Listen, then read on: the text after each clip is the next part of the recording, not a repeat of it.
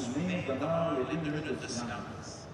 Et au cours de cette brève période de réflexion, les Canadiens et Canadiennes s'arrêtent l'instant d'une pause pour se souvenir de nos soldats tombés au champ d'honneur en leur rendant hommage et en leur disant merci. The Legion with our partners, High Practice of our Convention, a special project to capture the solemnity and highlight the significance of the spirit of reflection through the production of a memorable video vocally by the community lives. The promise is simple and yet powerful. A compilation of Canadians pausing for a moment to remember. This video has no spoken words or music. This important education and awareness project can also be viewed at thelegion.ca. La Légion a entrepris, en partenariat avec les productions Hyperactive, un projet spécial visant à capturer la solennité et à souligner l'importance de cette période de réflexion en produisant une vidéo spéciale intitulée à juste titre 2 minutes de silence. Le message est simple mais clair. Une mosaïque de Canadiens et de Canadiennes à voir le coquelicot et qui s'arrête un bref instant pour se souvenir. Ce vidéo, qui ne comporte aucune narration ni musique, fait partie d'un important projet de sensibilisation et d'éducation et peut être visionné à légion.ca. Ladies and gentlemen, the 2 minutes of silence. Mesdames et messieurs, 2 minutes de silence.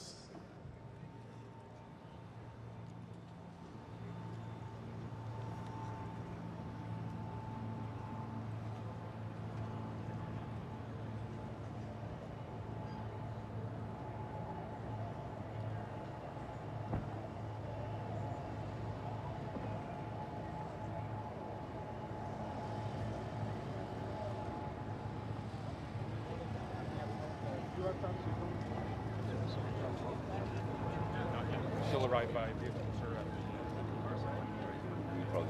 Actually, yeah. See the GOGP, he runs this whole thing here. So, area 7. Yeah. So, just minister come with us and see that you can be there for the arrivals, and then somebody will take you to this area here before we go to the dais. Right. So the arrivals happen just past the It's more of a city trust. Yeah.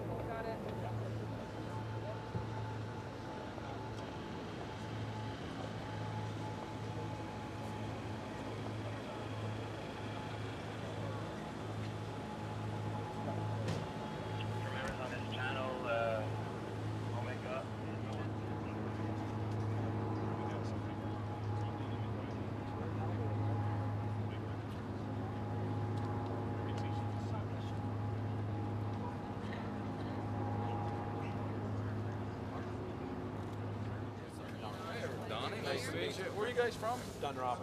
You're from Dunrobin? I live in American. Oh, Where are you at? How you doing? Tweed. Tweed. Nice. Hi. Oh, sir. What's your name? Bruce? Spruill?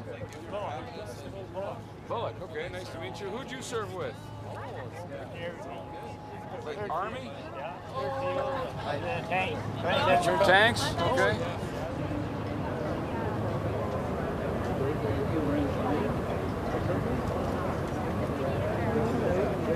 Exactly.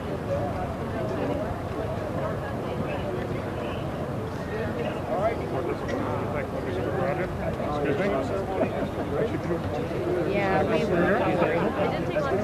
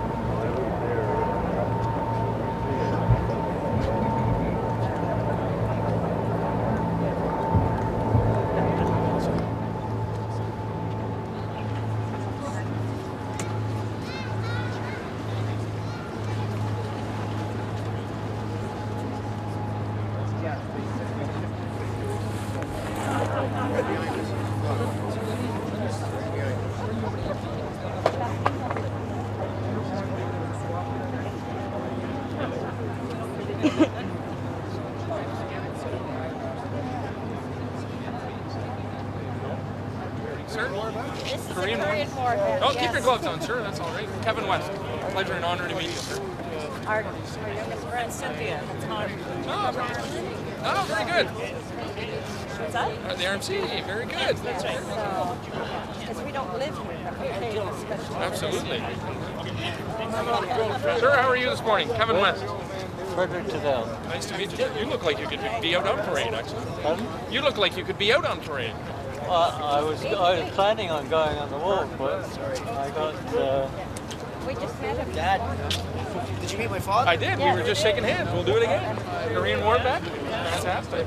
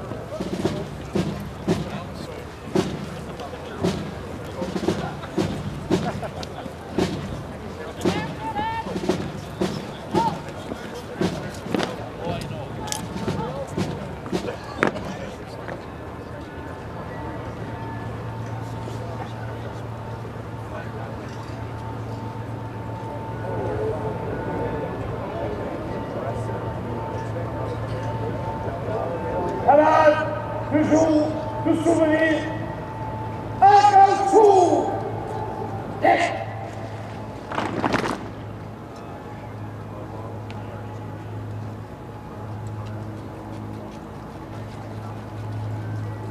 top or one of you guys on the side level.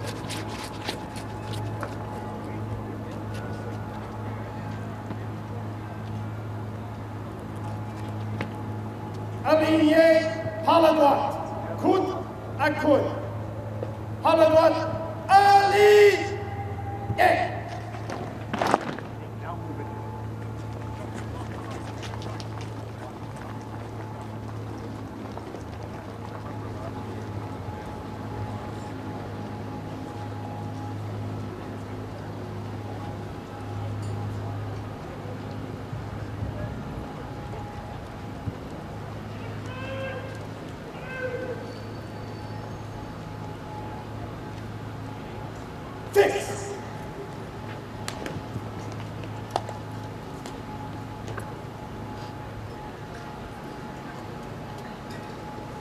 Parade de jour de souvenir à place Paul.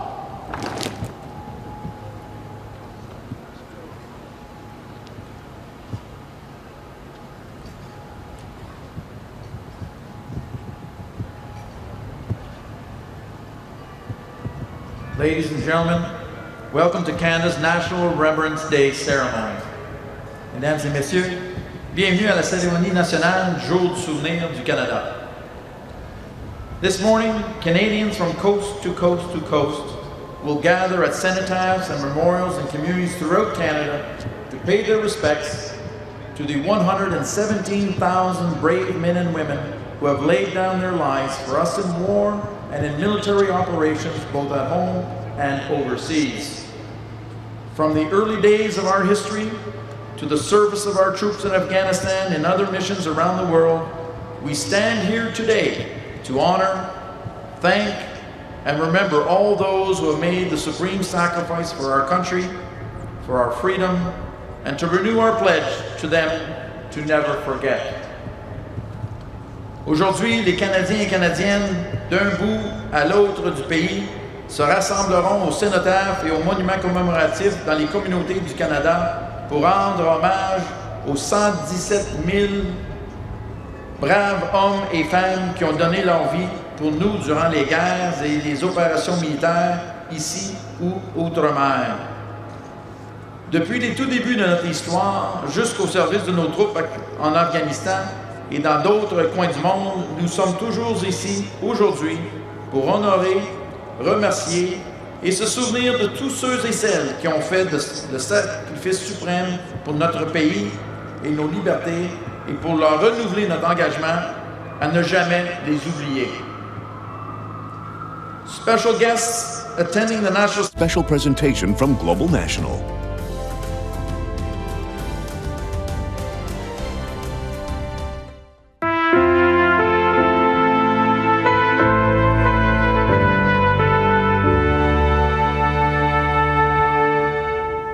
Good morning on this Wednesday, November 11th. As Canada remembers at cenotaphs and cemeteries and memorials across this country, we are bringing you the ceremony that takes place every year in the nation's capital. It's getting underway there. It's a cloudy morning in Ottawa today, about 8 degrees there. People bundled up. Hundreds have gathered there for events that will get underway half an hour from now. This is just a preliminary process, a preliminary bit of the ceremony that's happening at the National War Memorial. That's always a sacred place, the tomb of the unknown soldier, hallowed ground, of course. And after what happened here last year, the shooting death of Corporal Nathan Cirillo, who was on sentry duty at the memorial, there's another whole layer of meaning to this service. Hello, I'm Donna Friesen, and I'm joined by my colleague Tom Clark, who is in Ottawa, our chief political correspondent. He's near the National War Memorial this morning. Tom, you and I have been doing this for a few years now. It never fails, though, to move me. What's it like there this morning? You know, Donna, it's incredible because every year after we finish covering something like this, we say, well, I wonder if next year is going to be as big or as emotional.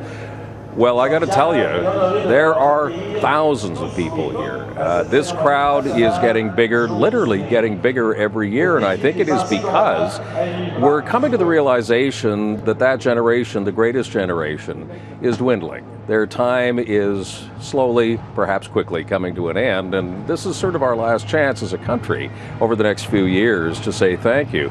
And I think that's what this is all about. I mean, it is Canada's not only heart on display, but also, quite a military display as well, which is extremely impressive. Behind me, you can hear the pipes.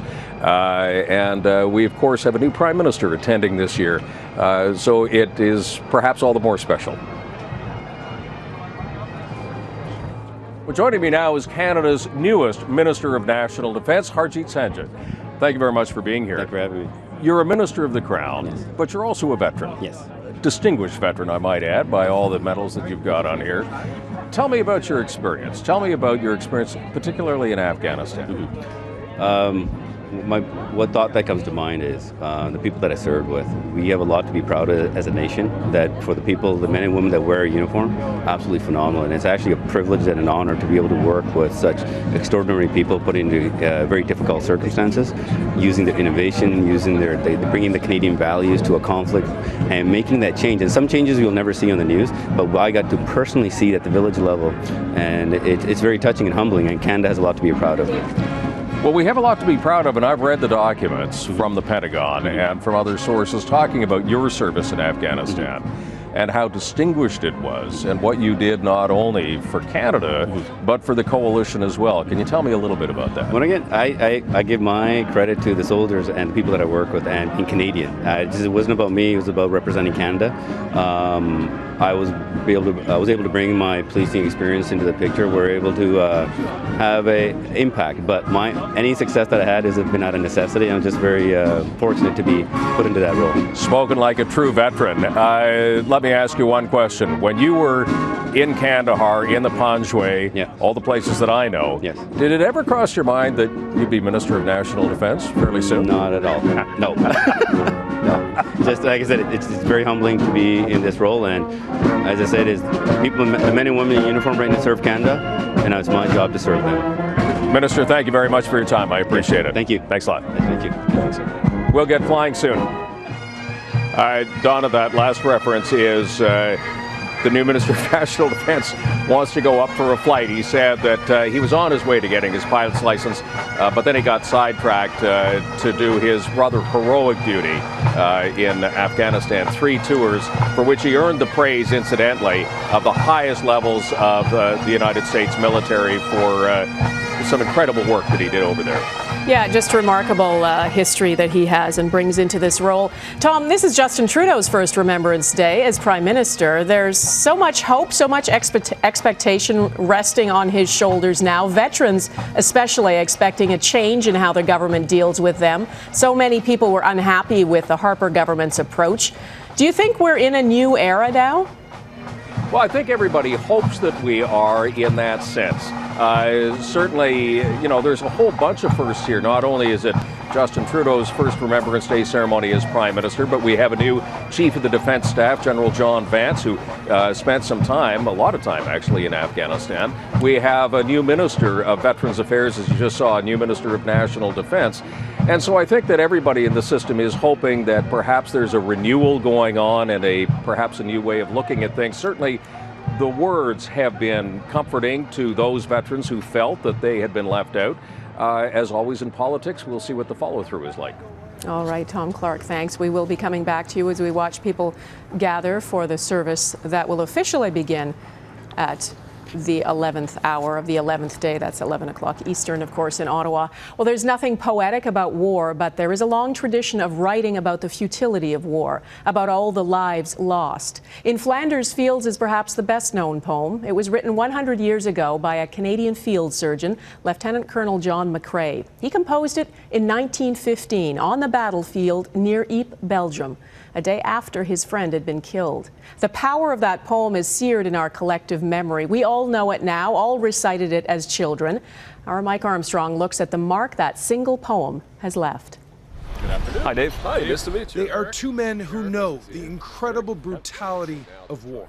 One, a military historian who studies it, the other, a soldier who lived it in Afghanistan. Did you know this was here? No, not at all.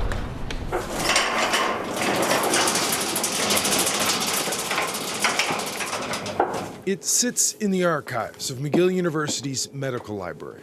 It's taken out from time to time for the odd exhibit, even lent out to international museums on occasion. But it has been here since 1921. Thank you for doing this. You're welcome. I didn't expect it to be in a box, actually. No. I was picturing a book or something like that. Yeah. Yeah. Wow. And that's it, eh? Wow. That's it. Mm-hmm. In Flanders fields, the poppies blow. It is fewer than 100 words, 15 lines, born out of pain. In 1915, John McCrae was living through hell. The 42-year-old was a doctor in the field treating the wounded from the Second Battle of Ypres in Belgium. It was the dawn of industrialized warfare. Technology that killed in ways and on a scale the world had never seen before. You're seeing heavy artillery, machine guns, and gas attacks. I mean, these types of weapons leave hideous marks not only on body, but on your soul and on your mind. Now, it was in the middle of that misery that McCrae lost one friend in particular. He was hit by a mortar and blown to pieces. McCrae was part of a team that picked up the body parts in burlap bags. Then came this moment, immortalized in a statue unveiled this year. McCrae sat down and put pen to paper. It was May 3rd, 1915. Here's a man who's paying homage to his fallen friend, somebody who's writing this from the heart, not thinking about the possible impact that this would have. Imagine what he would have thought now. Short days ago we lived. There are several legends about how McCrae's poem came to be published. Whatever happened, it was printed anonymously in Punch magazine in December of 1915. That's the envelope it was mailed in. The copy in the McGill archives was sent by McCrae to a friend in Montreal just a few months later. He never made it back from the war. He died in 1918. This is a photograph from his funeral. But the reach of his poem has never stopped growing. As a work of Canadian literature, I can't think of anything that has had more impact on the world than this particular poem. Now, one of the things McCrae gave Canada and the world is the poppy as a symbol of sacrifice. But he also gave a moment. Those faces are the faces that I see. It's that minute as it's read, when soldiers like Master Corporal Eric Washburn can remember some of the friends he's lost. Brian Collier, Martin Gaudreau, and Sergeant Jimmy McNeil. Those faces are definitely the ones that flash by in that minute. Be yours to hold it high. They're talking through that poem, and I feel like I'm listening to them when I hear the poem.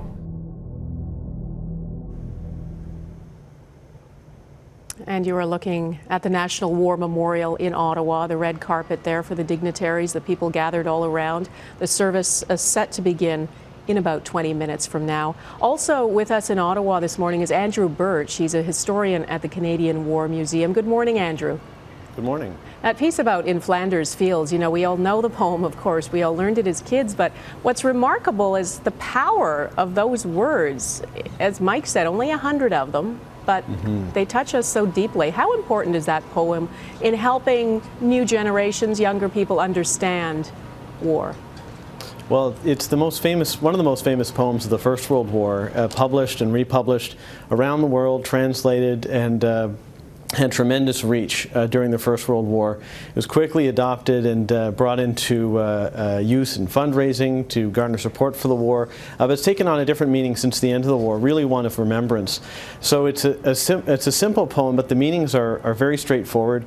There's a lot of information in there about how the soldiers saw themselves, that they were a family, at the same time they were ordinary people in extraordinary times. And so the value of the poem now is looking at new generations of veterans, understanding that they have gone through similar experiences, shared experiences, and it's a connection between the public as a whole and the military in order to make sure that there is that legacy of remembrance that's brought forward, the torch brought forward from generation to generation. So it's a tremendously powerful poem, tremendously powerful for civilians and also for the military and for veterans.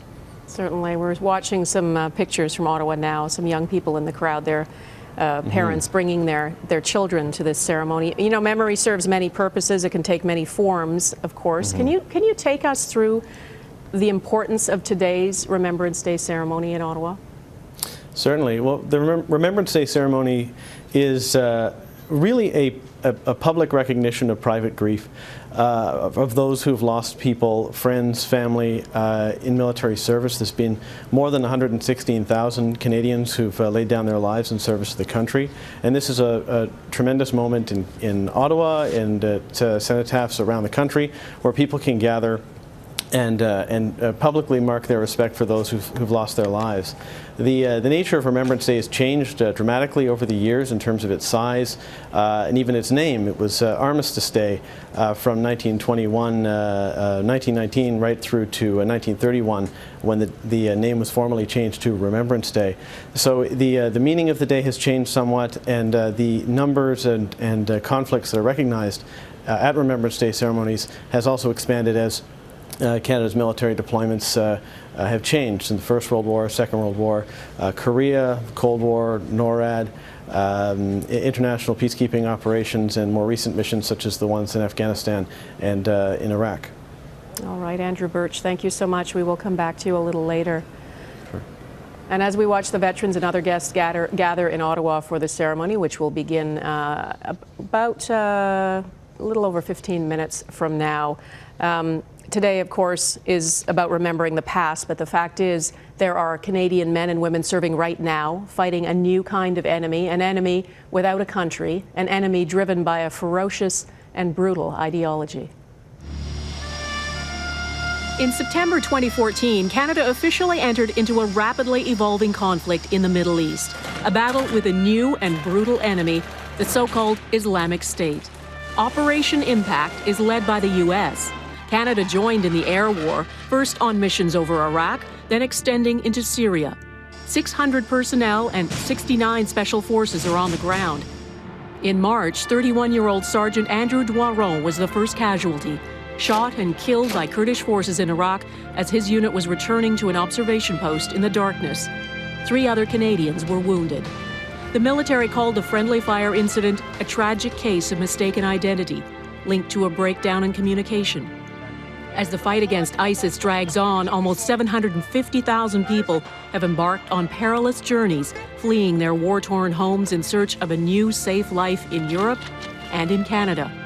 Prime Minister Justin Trudeau has promised to bring home our CF-18s and focus instead on training local troops.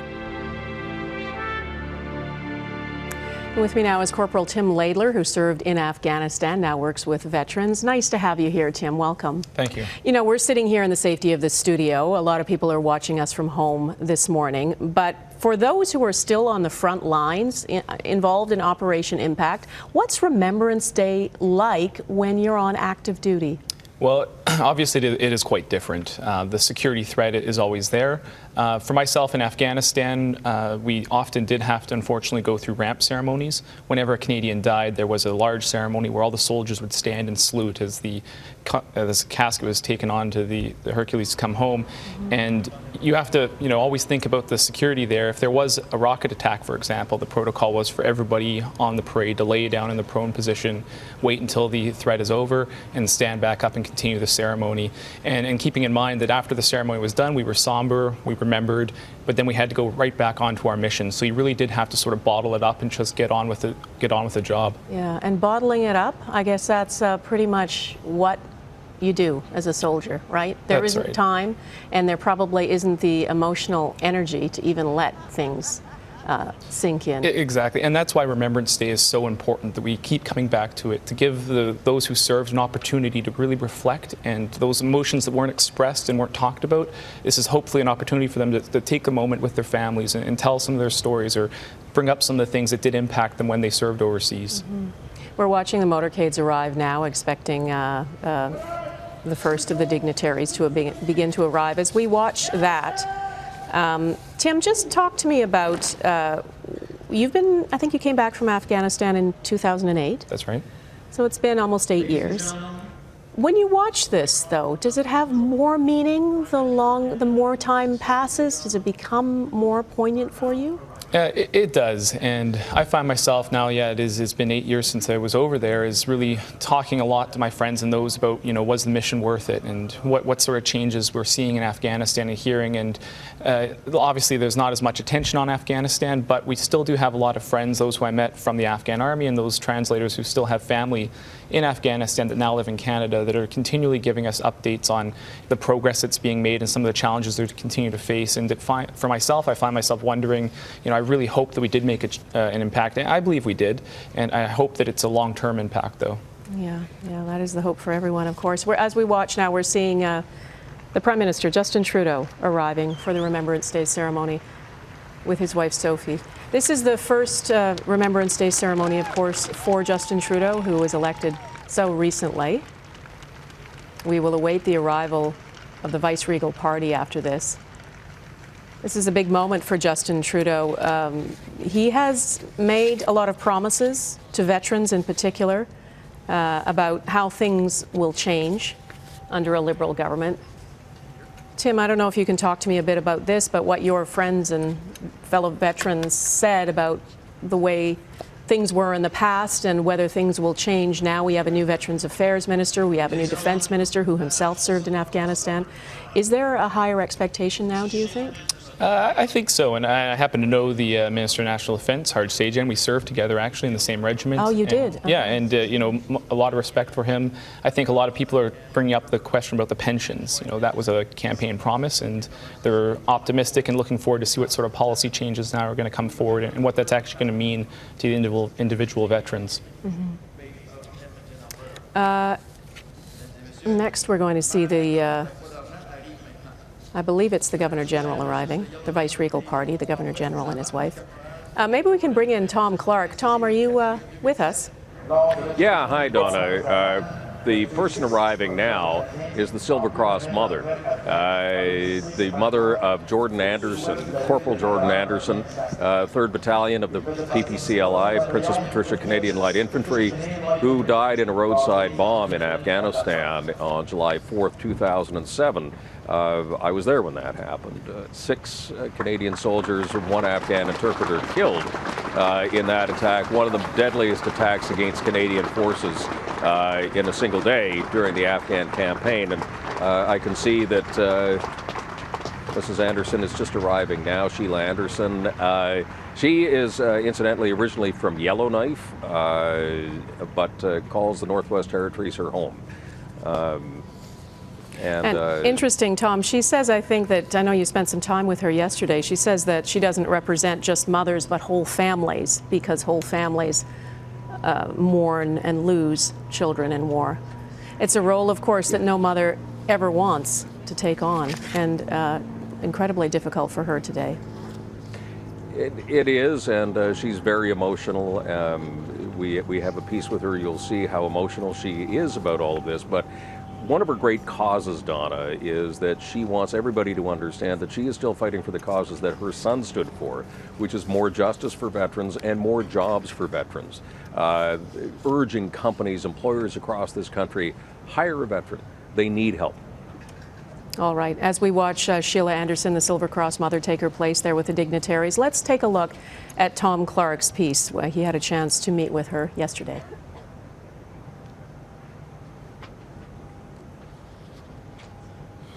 This is our favorite military shot. Sheila Anderson carries around the memories of her son Jason every day.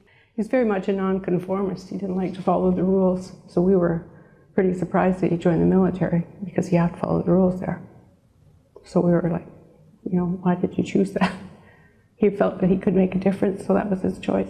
And the difference he wanted to make was to the security of his country, and that meant going to Afghanistan. But he assured me that 1% of soldiers that came from Canada died, so I didn't have to worry about it. Because he didn't expect to be in the 1%.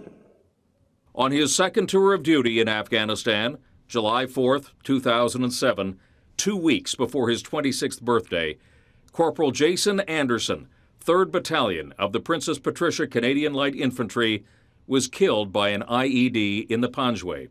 In terms of my son doing what he thought was right, and what he believed in, it was worth it.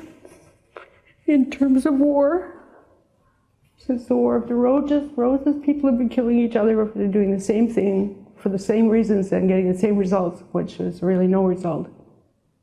Sheila is tending not only to his memories, but also to his causes: more justice and more jobs for Canadian veterans. She wants other military parents to know that their country is behind them, but she never wants anyone to experience one thing that she can never forget.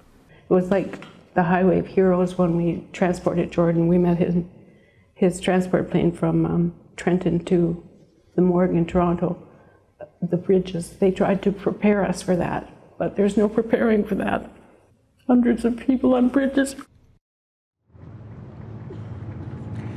Well, Donna, that was a hard interview to do. As you can see, time has not healed any wounds for Sheila Anderson.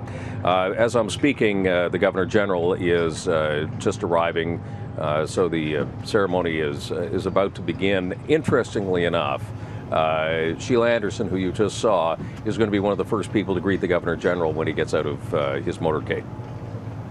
Yeah, terribly gripping stuff. It's there is the Governor General, David Johnson, arriving for the ceremony with his wife Sharon. They will be greeted by the Prime Minister, and in his role as Commander-in-Chief of Canada, the Governor General today is wearing the Royal Canadian Navy uniform. And once that vice-regal party is in position, we will hear the Central Band of the Canadian Armed Forces and the Ottawa Children's Choir perform O Canada. Just getting back to you, Tom, for a moment, can you remind us of the history of the Silver Cross Mother and why we honor that role every year at this ceremony? It was always because after the First World War, the incredible loss in this country, in every town and every village. And so in a way, the Silver Cross Mother became everybody's mother, representative of all mothers across Canada who had lost sons in World War I. And it's a tradition, some say, unfortunately, that has continued even to this day, that there are still mothers in this country who have lost sons and daughters to the ravages of war. And after Afghanistan, there is a whole new group of people who will, over the years, become Silver Cross mothers. But the Silver Cross Mother has become a very integral part of these Remembrance Day ceremonies for that reason. All right, Tom, thanks. And as we wait for them to get into position there, let's talk a bit about the two world wars. There wasn't gender parity back then, but there were many women involved in the war effort during those years. They performed crucial, often dangerous jobs, and a new exhibit at the Canadian War Museum honors them. As Laura Stone reports, it finally gives them the recognition they deserve. Women always supported their countries in the time of war, and they don't get medals. Elsa Lessard was 17 when she joined the Navy at the beginning of the Second World War.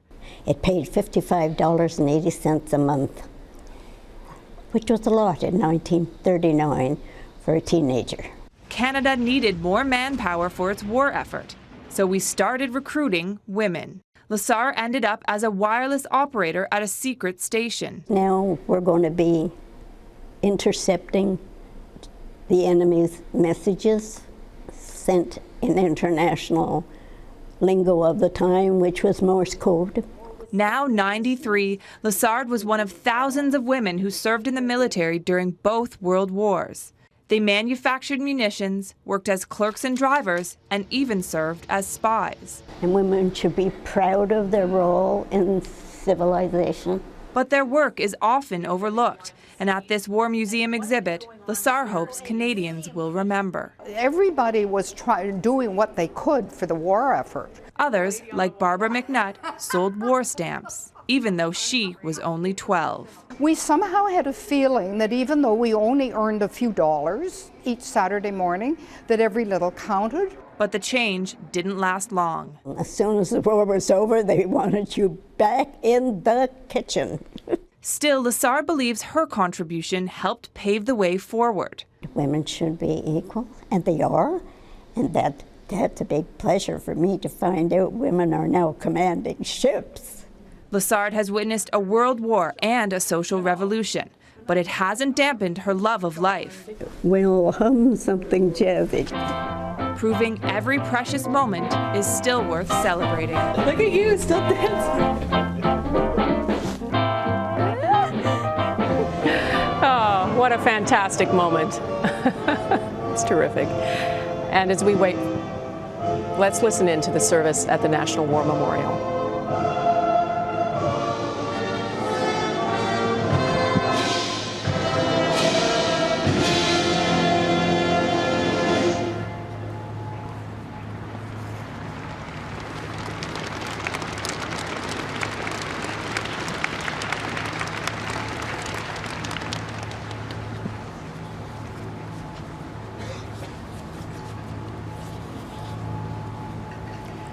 Soon we will hear the last post, which will be followed by 2 minutes of silence.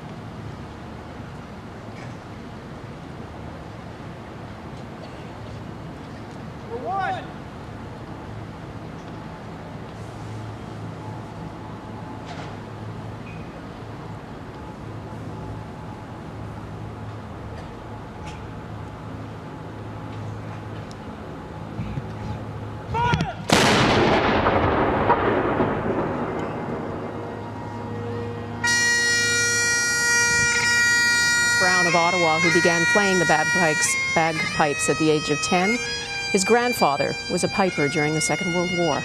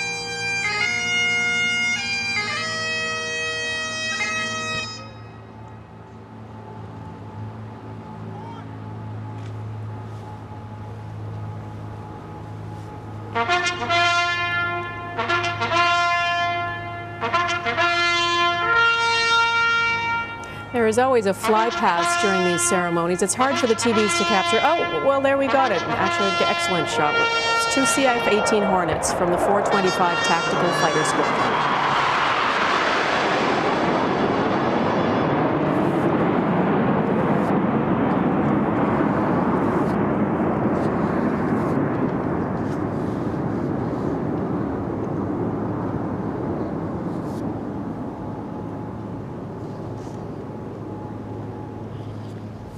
They shall grow not old, as the weed will have to grow old. Age shall not weary them, nor the years condemn.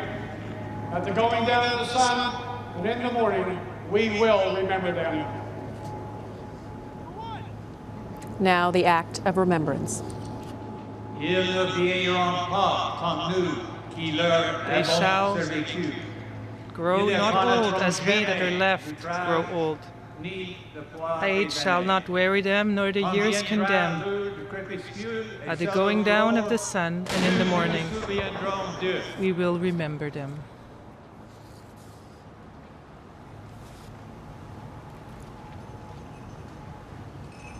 Kida Majid Teas, Iskoshian Taskiji Appetizin, Kan Kidakiwe Tamosik, on Jewe Appetizuin.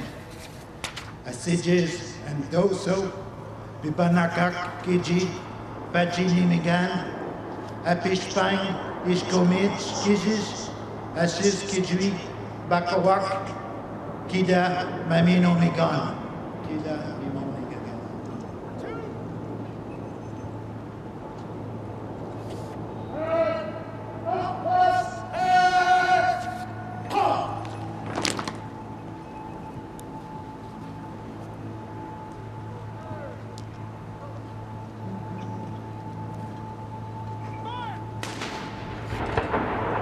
The 21-gun salute is being performed by the 30th Field Regiment, the Royal Canadian Artillery.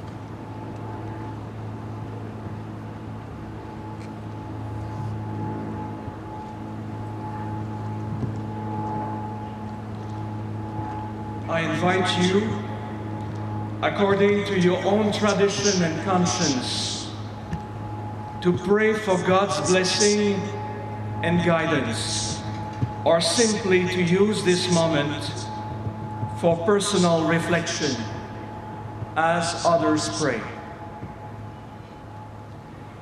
Loving God, you who are our shelter amid the storm of war, in the rawness of the silence that comes after the guns have at last taken their rest, we turn to you in prayer. For in the quiet of our own war-wounded hearts, the echoes of war persist, reverberating with our pain, our deep sorrow, and our loss. Sounds of the grief that continues with the passing of the years. A grief which abides as we who remain abide. Nous sommes réunis ici, gather here, liés par des souvenirs united que nous partageons, in our common remembrance, pour remercier les to give citoyens thanks et les for citoyennes de those notre of this pays nation who have served so honorably au sein des in forces armées Canada's canadiennes armed forces, et qui ont fait honneur and who à served leur patrie their homeland en mer, with honor sur terre on the seas, et dans les on the airs. land, and in the air. Ils ont défendu la cause de la liberté, They served the cause tout comme of celle de freedom la justice, and of justice à des endroits in qui places semblaient that seemed tellement éloignés so far à away l'époque, then, mais dont les noms but whose names sont are maintenant now à tout jamais gravés irrevocably dans notre etched mémoire. on our memories.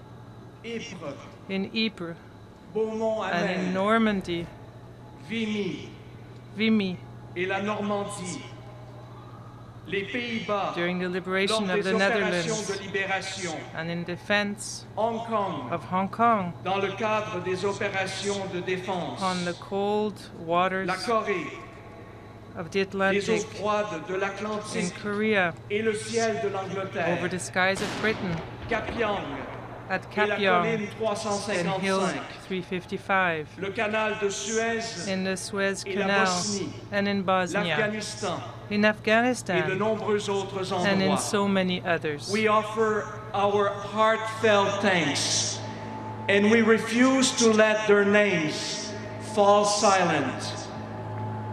As time marches on before us, we refuse that these Canada's brave daughters and sons should ever be forgotten. We remember them.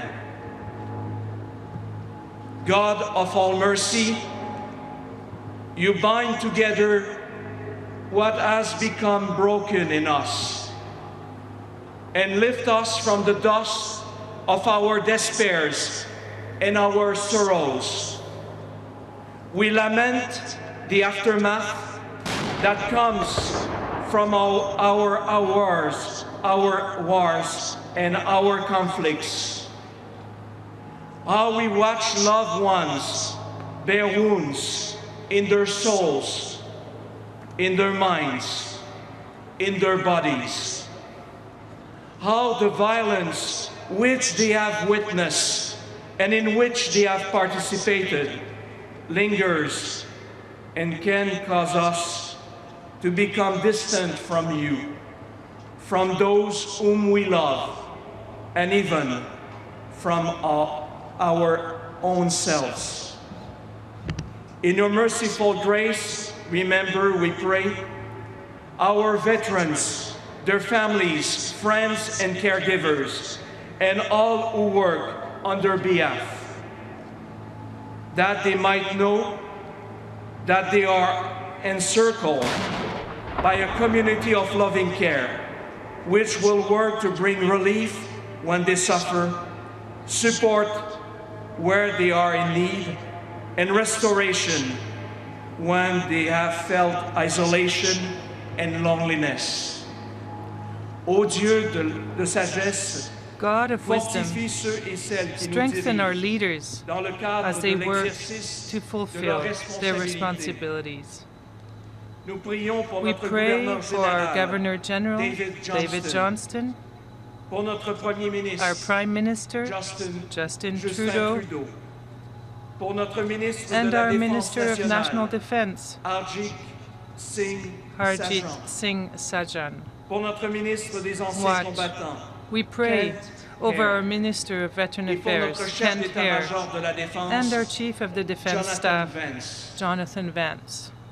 May they and all who serve in positions of authority on our behalf have the courage and determination to work to promote and foster peace in matters both great and small. Peace between the nations, as well as peace between one another, never to be shaken by fear, hatred, or sad indifference.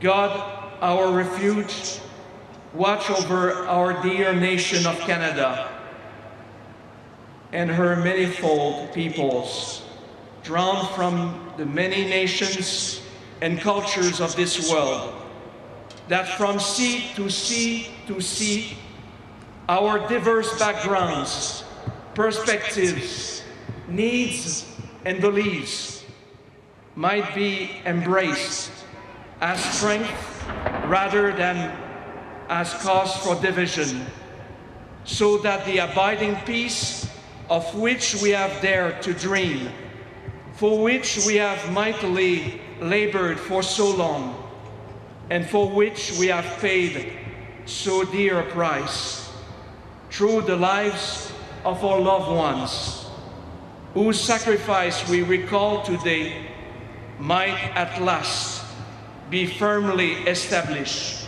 on the earth. Pour tout cela, This nous te we prions pray et nous in your invoquons holy name. ton saint nom. Amen. Amen.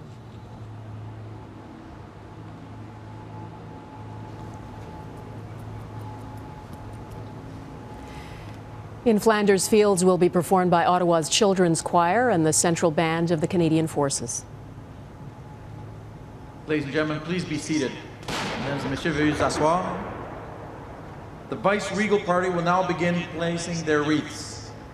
Les membres du cortège vice-royal déposeront maintenant leur couronne.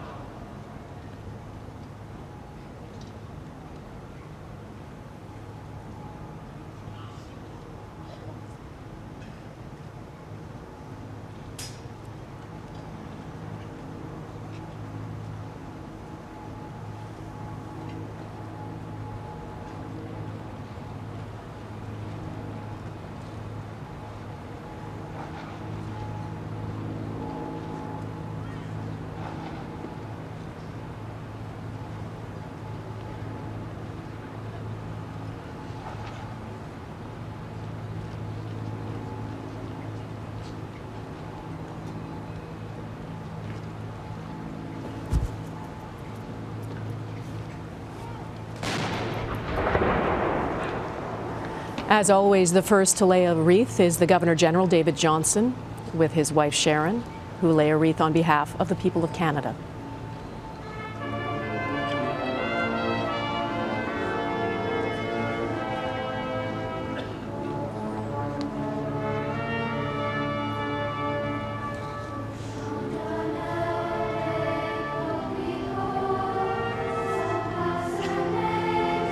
Next is this year's Silver Cross mother, Sheila Anderson, and her husband, whose son Jordan was killed in Afghanistan at the age of 25. She, of course, represents all mothers whose grief is unimaginable, but who stand strong and proud on behalf of their children.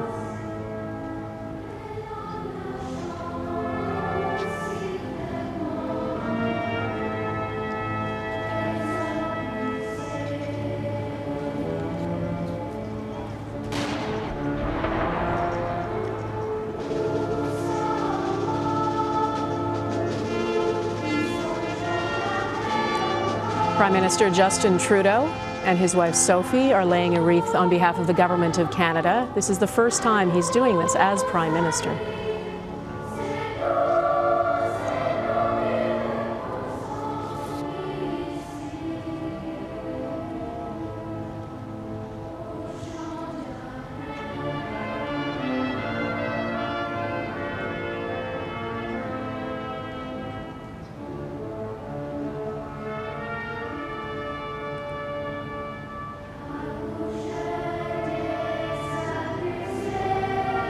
And next, the Speaker of the House will lay a wreath on behalf of Parliament.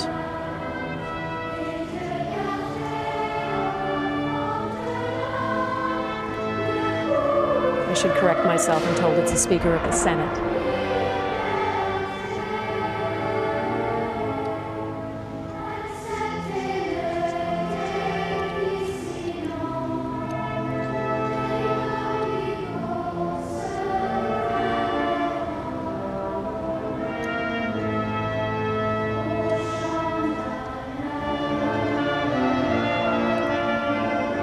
And Canada's new Minister of Veterans Affairs, Kent Hare.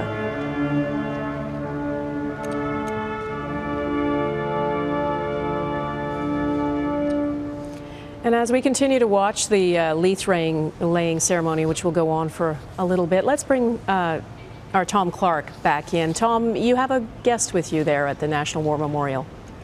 I do, Donna. He is probably the most prolific military historian in Canada today. Tim Cook joins me now. And Tim, just before I ask you about some history, you and I have been to many of these things before, dozens of them. A question for a historian, does it ever get old? No, I think it's a very powerful day. We've been here, we've heard this call for remembrance, a call to act, a call to reflect upon the sacrifice and service of Canadians.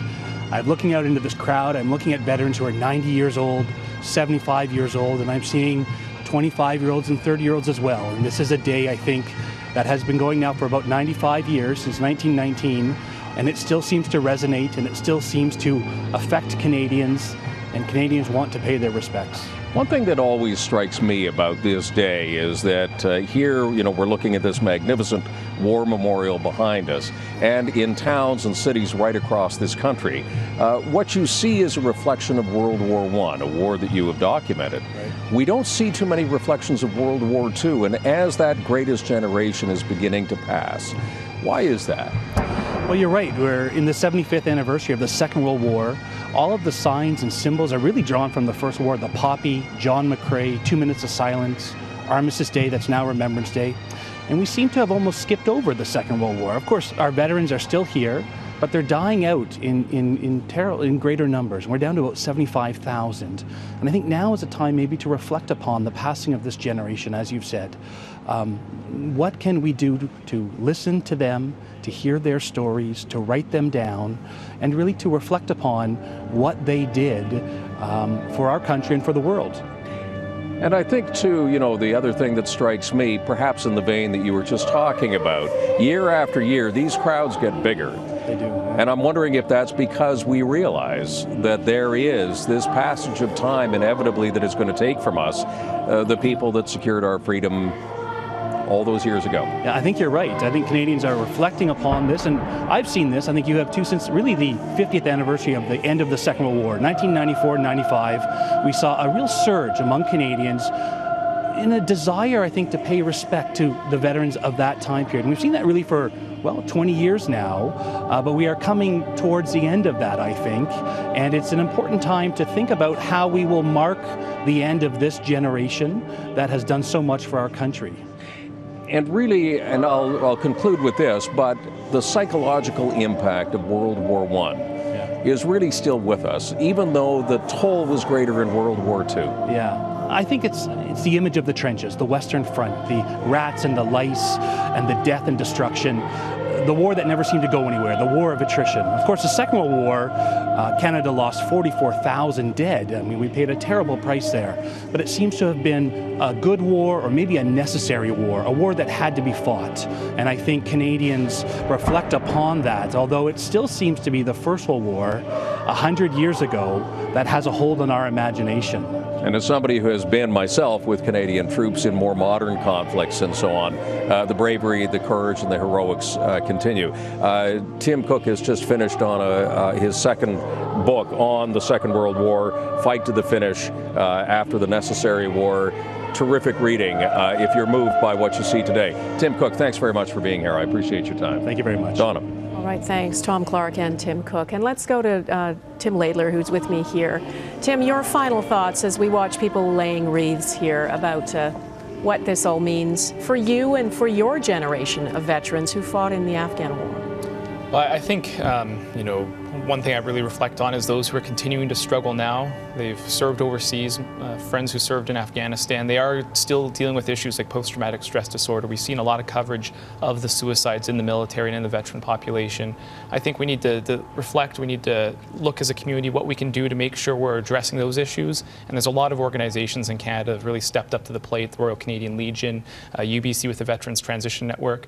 A bunch of them have really started to make an impact. I know you are working with that as well, in that organization. You've done a lot of work with them. You're working on, right now you worked on an art project, theater and art, to help those veterans cope. How much support can we give them, or is there ever enough?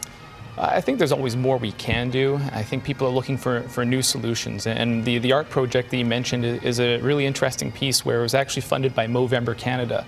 So other sectors in Canadian society are now starting to look at the strides we are making on the support we're giving for veterans on the mental health front to see if we can learn from those and actually apply it to other populations. So I think people, it's top of mind, they really want to help, and we're just trying to find new ways to help people who are struggling from a new issue, which is transitioning back from active service. Back to civilian life. Tim Laidler, thank you so much for being here today. And let's go back one more time to Andrew Birch, who's kindly joined us from the Canadian War Museum. Your final thoughts today, Andrew, on what this day means. Well, I'm just so pleased to see such a great crowd out there today, marking Remembrance Day.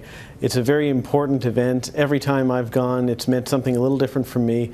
And today I'm thinking about all the veterans who I've worked with on projects at the museum and elsewhere who are no longer with us. And really think it's important today for people to take advantage of the opportunity to meet with veterans when they're out there, shake their hands and learn a bit of their stories, because it'll be up to us to remember their contributions going forward. We saw lots of young people in the crowd today, children. Why is that important? And do you think that's, I know your work at the museum is targeted in large part to the younger generations, to get them interested, to make them understand. Is that effort difficult or more successful every year, or how would you characterize it?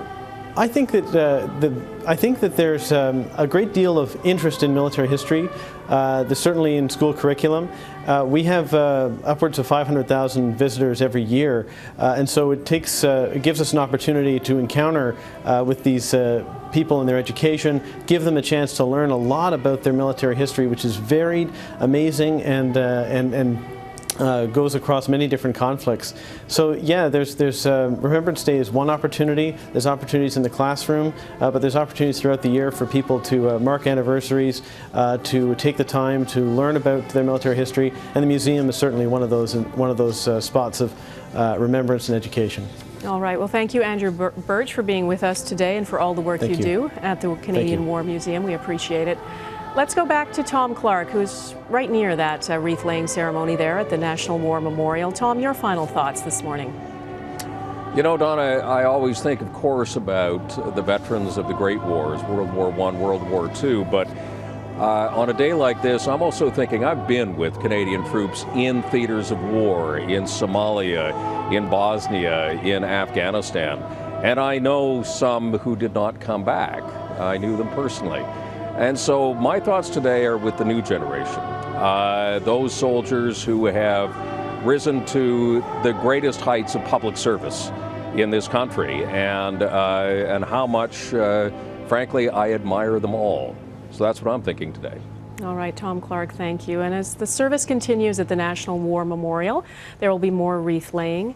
The public is invited to lay wreaths there as well. And there will be services like this, of course, across the country, at cenotaphs, at cemeteries, in arenas, people remembering, either personal or just there because they're supportive of our veterans.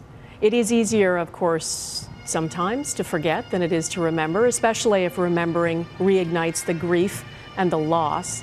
But even if that memory isn't a personal one, isn't of a husband or father or uncle or sister or aunt, it is part of a collective memory of what we as a nation have endured and what we as a nation have lost. And I think that shapes who we are and how we see ourselves. I don't think we take time often enough these days to pause like we are today, to be silent, to reflect and to remember. And I hope that as part of this service and a part of our broadcast, you are able to do some of that today.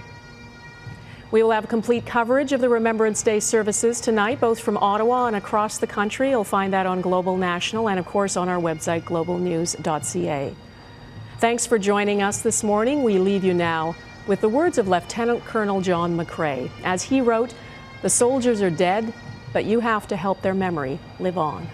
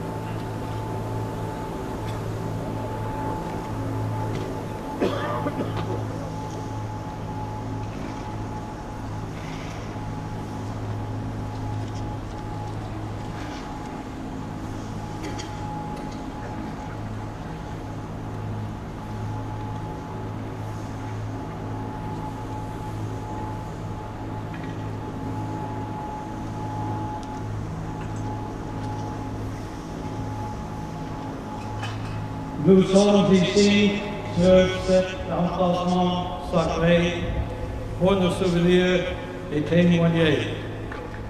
We are gathered in this sacred space, sanctified by a remembrance, and further sanctified by the precious blood spilled here. What happened last year is an eternal reminder that those who stand on God for us do so not only overseas, but also right here in our great and beloved country. Remembrance is not an end in itself. Remembrance is the door opener to an even higher emotion, the feeling and expression of gratitude. How can we be anything less than effusively grateful to anyone who puts their life on the line on our behalf? That is exactly what describes our veterans, standing in harm's way to protect us, to defend freedom and human dignity, the very values we cherish.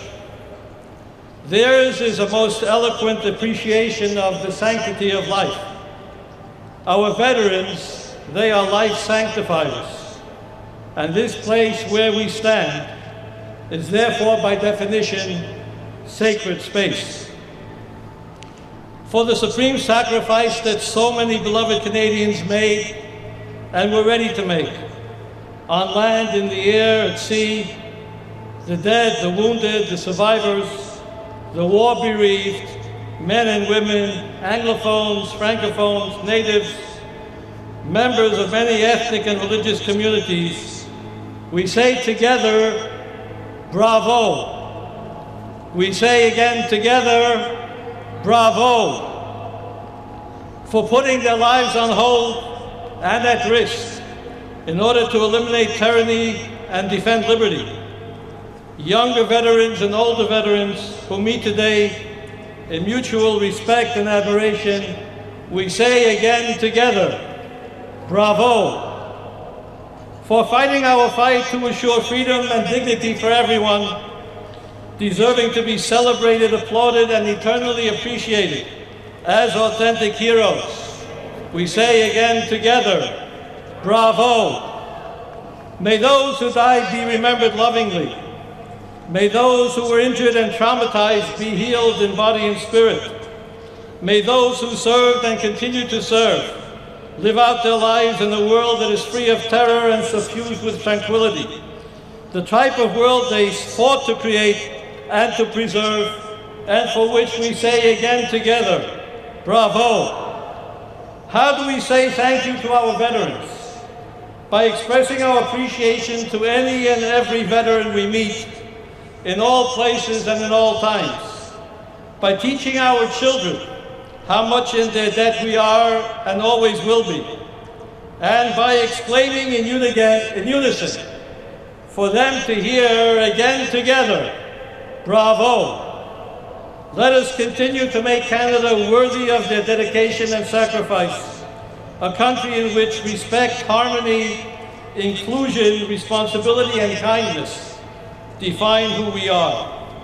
God bless our veterans. God bless our troops. God bless Canada. Amen.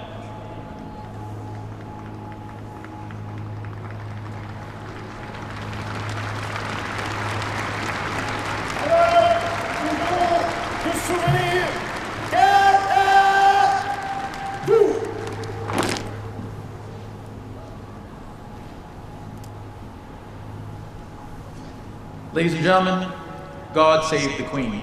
Mesdames et messieurs, Dieu protège la reine.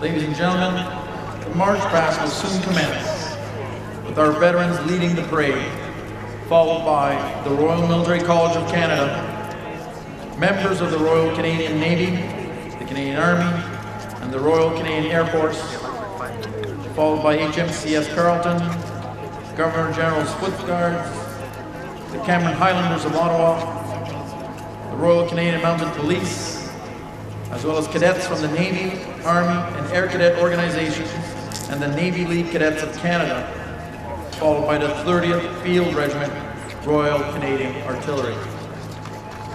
Mesdames et messieurs, le défilé avec les anciens combattants à la tête débutera sous peu, suivi par le Collège militaire royal du Canada, les membres de la Marine royale du Canada, de l'Armée canadienne et de l'Aviation royale du Canada.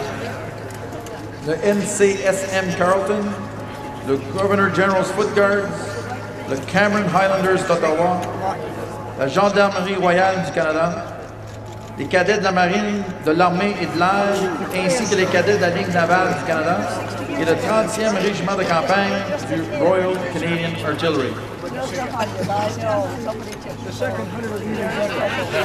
Hello again, nice to see you. Pleasure to see you, Sean. Good to see you. Great to see you. How you doing? How you doing? Great to see you. I'm going to cheat here and figure out. How are you? Good to see you, John. How are you? Good morning. How are you, sir? Good morning. How are you? Great to see you. Nice to see you today. How you doing? Good to be with you. Great to see you. You're looking pretty good. For a young fellow, huh? You're looking good, sir. Thank you very much. How are you today? Good morning. I still got your picture. Great to see you. How are you? Good to see you.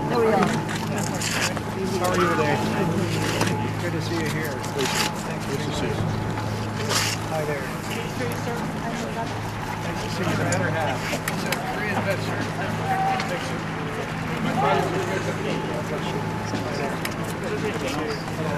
How are you doing? Navy today. You look like you're ready to go right to the panel. I've been taking care of it, that's why. How are you? Good to see you. Nice to see you.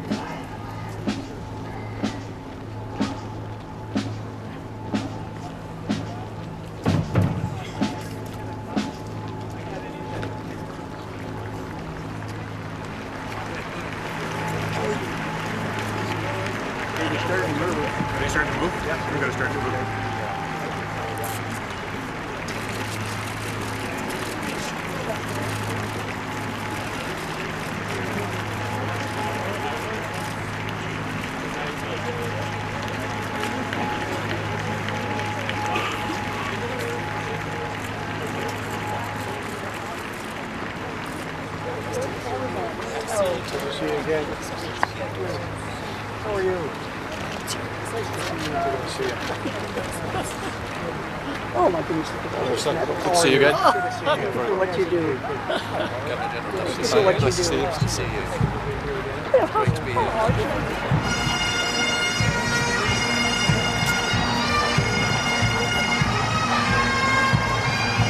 Thank you for your attendance at the National Remembrance Day ceremony. Today is an occasion when we as a grateful nation stand in collective remembrance of all who have fallen in the military service of Canada. May we never forget, we will remember them. Mesdames et messieurs, nous vous remercions de votre participation à la cérémonie nationale du jour du souvenir. Aujourd'hui a été une autre occasion de se rappeler, au nom d'une nation reconnaissante, dans un geste de souvenir collectif, de tous ceux et celles qui sont morts au service du Canada. Puissions-nous ne jamais oublier, nous nous souviendrons d'eux. Busy day. We would ask that those wishing to place a wreath at the National War Memorial or a copy on the Tomb of the Unknown Soldier, please wait until the announcement of the opening of the site is made. Nous désirons vous rappeler à tous ceux et celles qui désirent déposer une couronne devant les monuments commémoratifs de guerre ou un coquelicot sur la tombe de ces inconnus de bien vouloir patienter et attendre l'annonce de l'ouverture du site au public. Merci. Thank you.